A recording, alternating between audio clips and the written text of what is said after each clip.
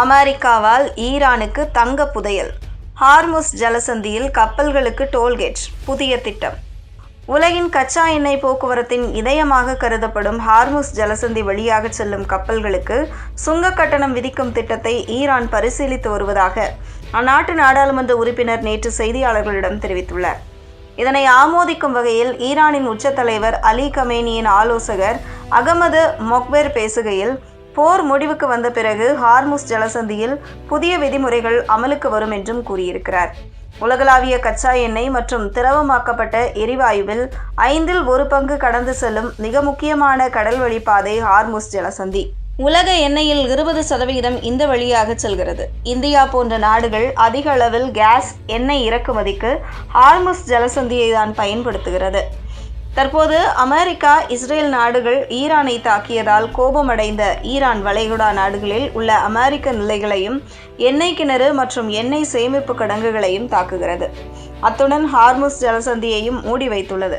அமெரிக்காவின் நட்பு நாடுகளை தவிர மற்ற நாடுகள் செல்ல அண்மையில்தான் அனுமதி அளித்தது. இந்த இடைப்பட்ட நாட்களில் கச்சா எண்ணெய் விலை தாறுமாறாக உயர்ந்தது. கச்சா எண்ணெய்க்கு கடும் தட்டுப்பாடு ஏற்பட்டுள்ளது. பல நாடுகளில் சிக்கல் அதிகமாக உள்ளது. இந்த நிலையில் ஹார்முஸ் ஜலசந்தி வழியாக செல்லும் கப்பல்களுக்கு சுங்க கட்டணம் விதிக்கும் திட்டத்தை ஈரான் பரிசீலித்து வருவதாக அந்நாட்டு நாடாளுமன்ற உறுப்பினர் நேற்று செய்தியாளர்களிடம் தெரிவித்துள்ளார். தனக்கு கிடைத்துள்ள புதிய பிடியை பயன்படுத்தி வருவாய் ஈட்டும் நோக்கில் ஈரான் இந்த அதிரடி முடிவை எடுக்கக்கூடும் என்று தெரிகிறது.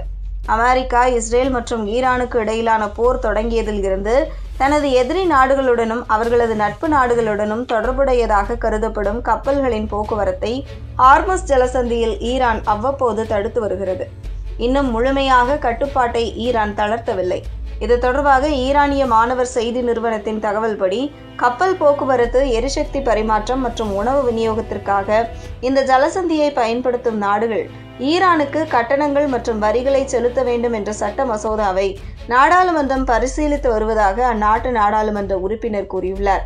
இதற்கிடையில் ஈரானின் உச்ச தலைவர் அலி கமேனியின் ஆலோசகர் முகமது மொக்பெர் பேசுகையில், போர் முடிவுக்கு வந்த பிறகு ஹார்முஸ் ஜலசந்தியில் புதிய விதிமுறைகள் அமலுக்கு வரும் என்றும், இதன் மூலம் ஈரான் மீது பொருளாதார தடைகளை விதித்துள்ள நாடுகள் மீது கடல்வழி போக்குவரத்து கட்டுப்பாடுகளை விதிக்க ஈரானால் முடியும் என்றும் தெரிவித்துள்ளார்.